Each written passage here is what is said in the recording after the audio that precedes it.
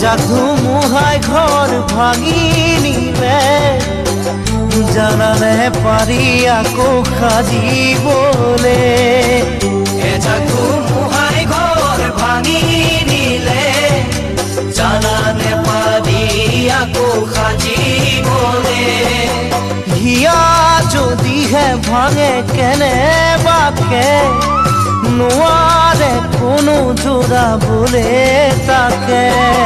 হিয়া যদিহে ভাঙে কেনেবাকে নোৱাৰে কোনো জোৰাবলে তাকে